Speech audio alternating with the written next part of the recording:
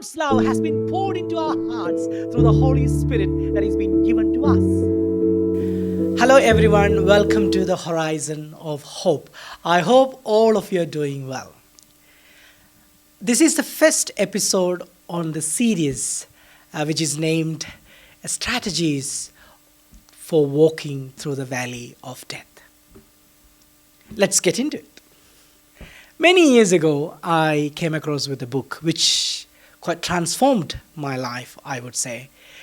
It's a book by Richard Rohr. It's called Falling Upward. A great book. And it's a spirituality for second half of life. Then 2 years ago, I came across with another book, which is called The Second Mountain, The Quest for Moral Life. And that was written by David Brooks. He's a New York Times columnist. Now, both books, one is from a very spiritual tradition by a priest. Another book is from a journalist. But both talks about moving from one stage of life to another stage of life. So for Father Richard Rohr, he tamed it very beautifully. The title of the book, it's so beautiful. It says, Falling Upward.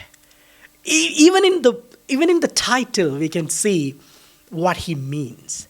We do go through a fall, and that fall takes us backward, but it takes us forward. So falling upward. Now, in that book, he talks about life as like a cup, the imagery he uses. And the first half of life, he says, if this is a cup, he says the first half of life, we are trying to paint the cup. Now, when he says painting the cup, he means that the degree we have, the profession we have, the securities we have, the career we try to build up, the image we try to portray in front of the world, everything outside,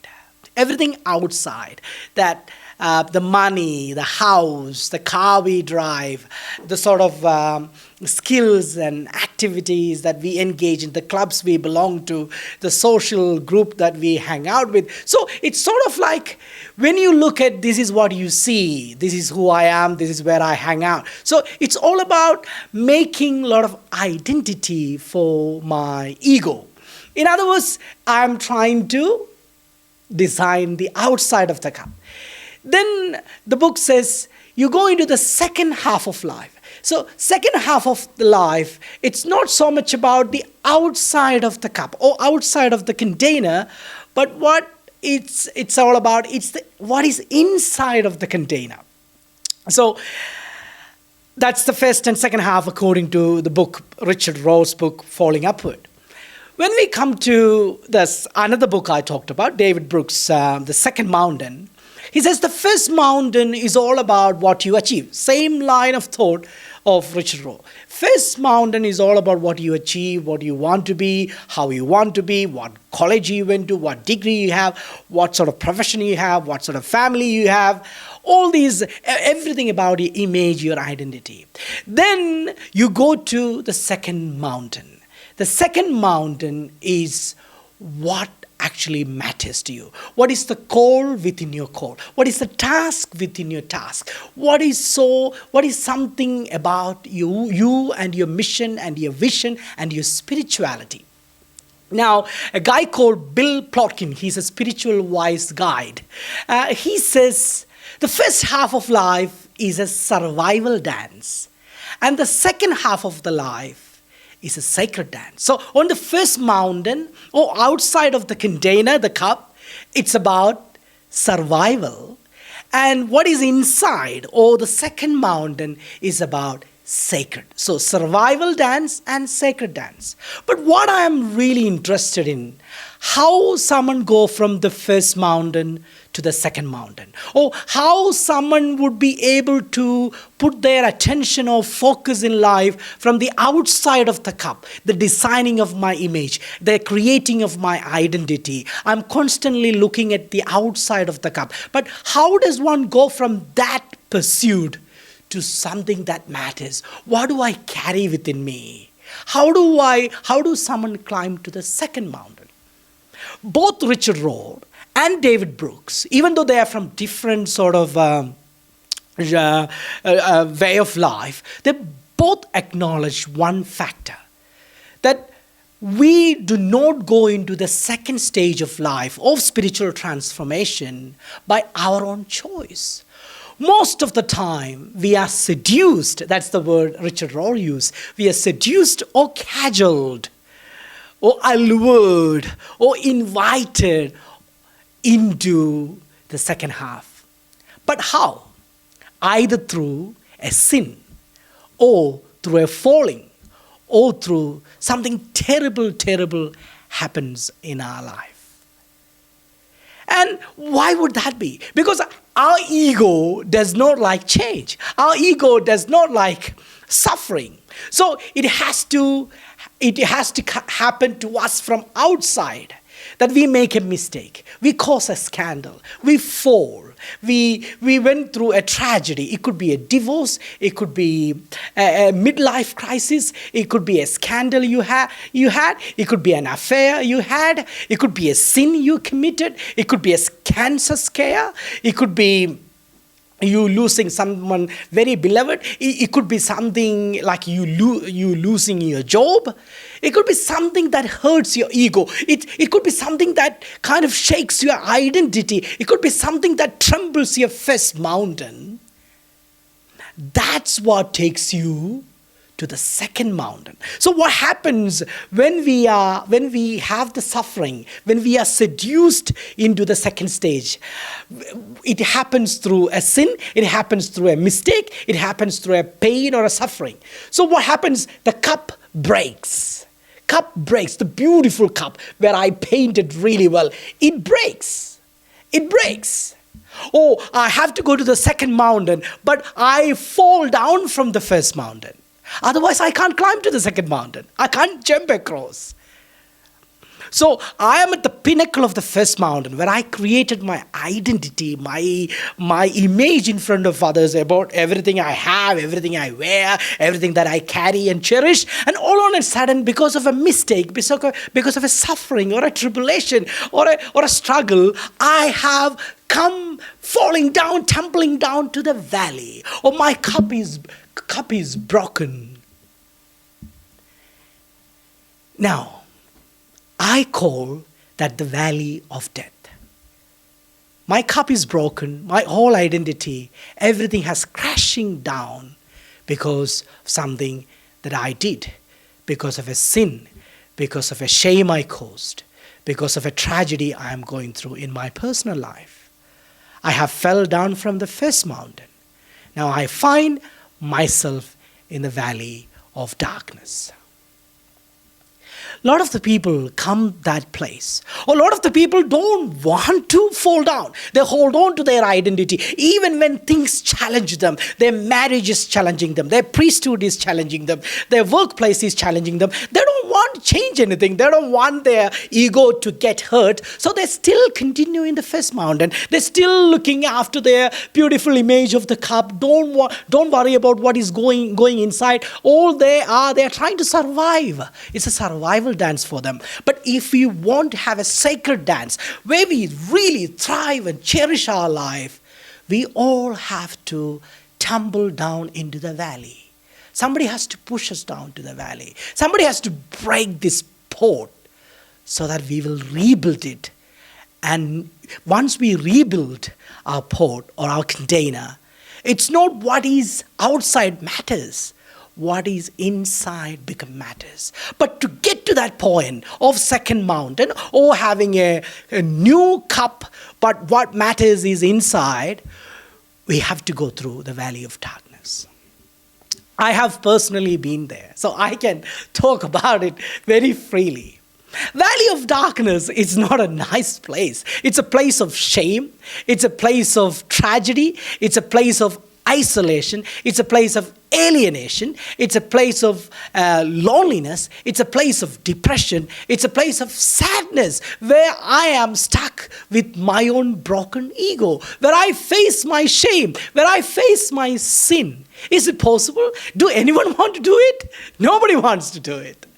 But in Christ, we can do this because Christ taught us the cross, the suffering, the rejection, your nakedness is not what defines us. But when we accept that, when we die to our sin, when we climb down to the valley, there is always a resurrection. It's not the end. We can climb out of the valley. But there will be a time, there is a considerable time we will be spending in the valley, carrying ourselves, trying to recover ourselves, and before we begin the climb to the second mountain. Now, how do we survive this valley? I'm going to give you the first point in this episode, and then we will do the rest of the points in the coming episode.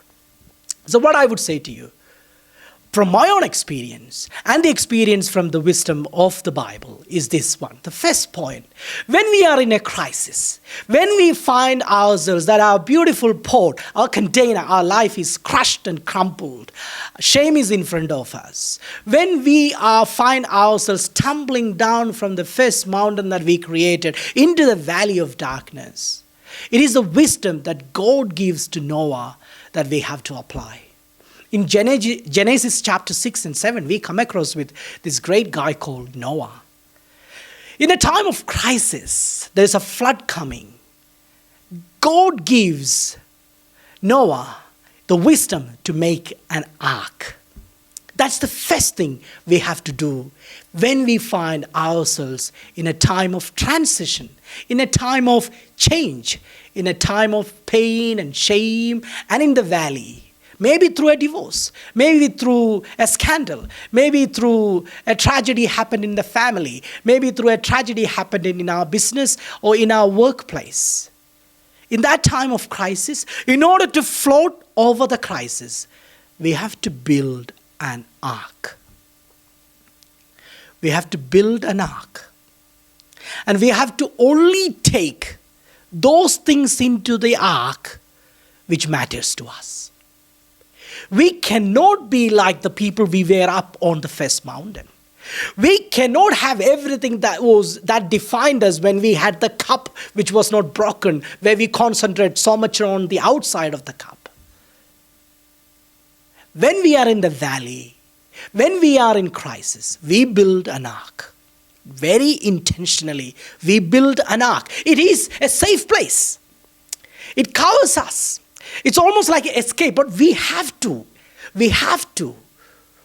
create a fort, an ark, which kind of completely protects. It shields our soul from complete damnation and desperation.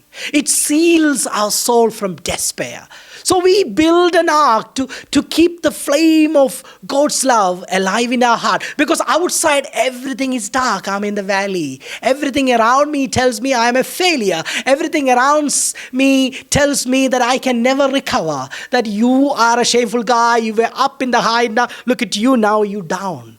So in order to keep the hope alive, I create an ark around it. A fort around it. In order to float above the water. And only take those things that matters to you, that survive you, that give you energy, that gives you hope into the ark. That's what God said to Noah. You're going through a crisis. You want to float above the water, only take the things that I tell you to take. Don't take everything. Everything that matters to you on the first mountain, everything that matters to you when you build your container, it's not going to matter to you at all now that you are in the valley.